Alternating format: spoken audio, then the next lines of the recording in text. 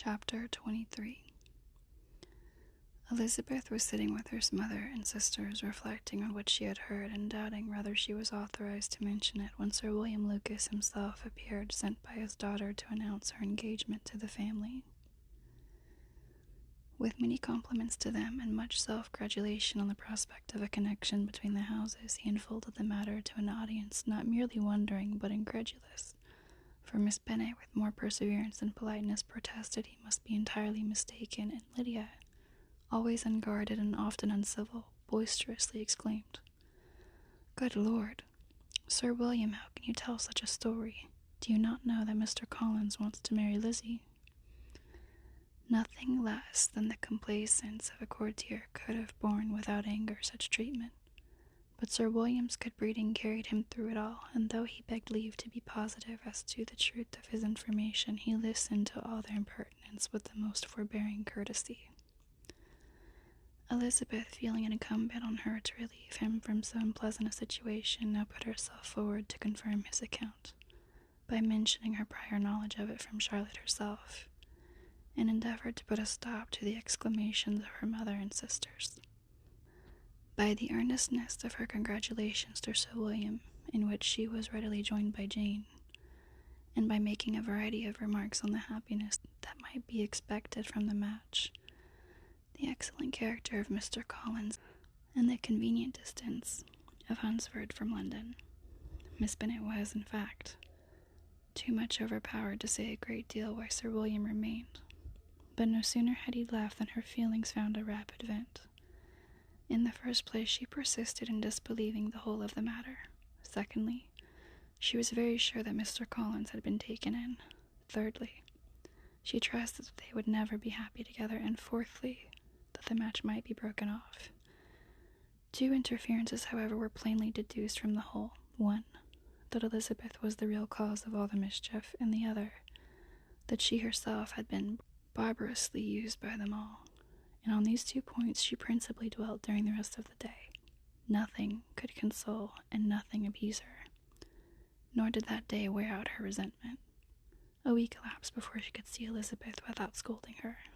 A month passed away before she could speak to Sir William or Lady Lucas without being rude, and many months were gone before she could at all forgive their daughter. Mr. Bennet's emotions were much more tranquil on the occasion, and such as he did experience he pronounced to be of a most agreeable sort, for it gratified him, he said, to discover that Charlotte Lucas, whom he had been used to think tolerably sensible, was as foolish as his wife and more foolish than his daughter. Jane confessed herself a little surprised at the match, but she said less of her astonishment than of her earnest desire for their happiness. Nor could Elizabeth persuade her to consider it as improbable. Kitty and Lydia were far from envying Miss Lucas, for Mr. Collins was only a clergyman, and it affected them in no other way than as a piece of news to spread at Meryton. Lady Lucas could not be insensible of triumph on being able to retort on Miss Bennet the comfort of having a daughter well married, and she called at Longbourn rather oftener than usual to say how happy she was, though Miss Bennet's sour looks and ill-natured remarks might have been enough to drive happiness away. Between Elizabeth and Charlotte, there was a restraint which kept them mutually silent on the subject, and Elizabeth felt persuaded that no real confidence could ever subsist between them again.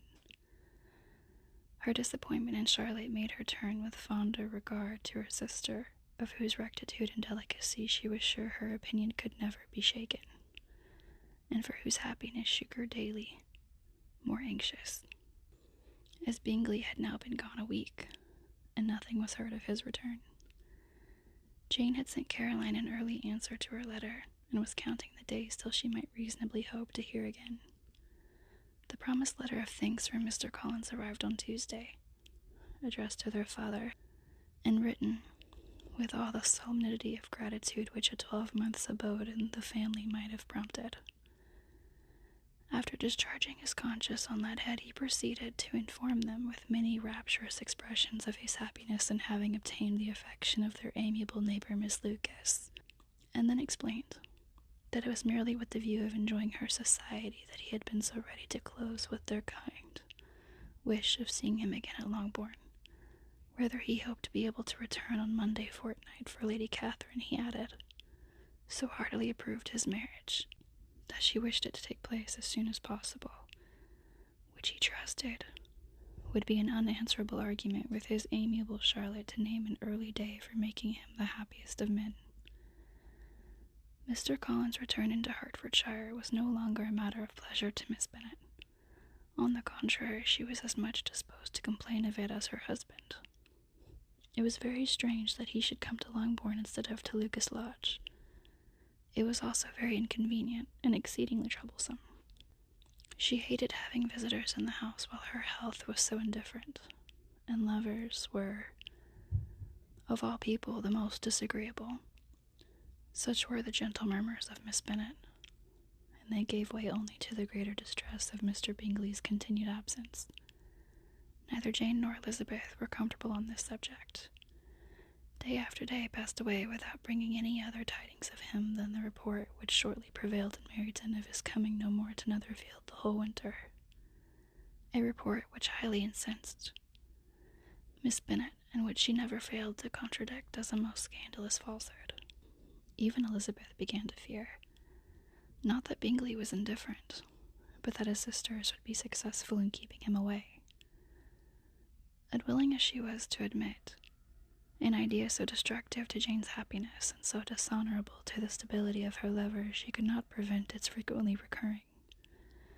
The united efforts of his two unfeeling sisters and of his overpowering friend, assisted by the attractions of Miss Darcy and the amusements of London, might be too much, she feared, for the strength of his attachment. As for Jane, her anxiety under this suspense was, of course, more painful than Elizabeth's. But whatever she felt, she was desirous of concealing, and between herself and Elizabeth, therefore, the subject was never alluded to. But as no such delicacy restrained her mother, an hour seldom passed in which she did not talk of Bingley, express her impatience for his arrival, or even require Jane to confess that, if he did not come back, she should think herself very ill-used. It needed all Jane's steady mildness to bear these attacks with tolerable tranquillity. Mr. Collins returned most punctually on the Monday fortnight, but his reception at Longbourn was not quite so gracious as it had been on his first introduction. He was too happy, however, to need much attention, and luckily for the others, the business of love-making relieved them from a great deal of his company. The chief of every day was spent by him at Lucas Lodge, and he sometimes returned to Longbourn only in time to make an apology for his absence before the family went to bed. Miss Bennet was really in a most pitiable state. The very mention of anything concerning the match threw her into an agony of ill-humor, and wherever she went she was sure of hearing it talked of. The sight of Miss Lucas was odious to her. As her successor in that house, she regarded her with jealous abhorrence. Whenever Charlotte came to see them, she concluded her to be anticipating the hour of possession, and whenever she spoke in a low voice to Mr. Collins, was convinced they were talking of the Longbourn estate, and resolving to turn herself and her daughters out of the house as soon as Mr. Bennet was dead. She complained bitterly of all this to her husband.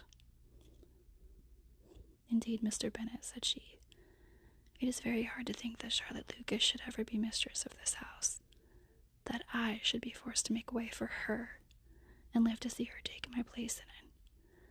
My dear, do not give way to such gloomy thoughts. Let us hope for better things. Let us flatter ourselves that I may be the survivor." This was not very consoling to Miss Bennet, and therefore, instead of making any answer, she went on as before. "I cannot bear to think that they should have all this estate. If it was not for the entail, I should not mind it." "What should not you mind?" "I should not mind anything at all. Let us be thankful that you are preserved from a state of such insensibility. I can never be thankful, Mr. Bennet, for anything about the entail. How anyone could have the conscience to entail away an estate from one's own daughters I cannot understand. And all for the sake of Mr. Collins, too. Why should he have it more than anybody else?" "I leave it to yourself to determine," said Mr. Bennet.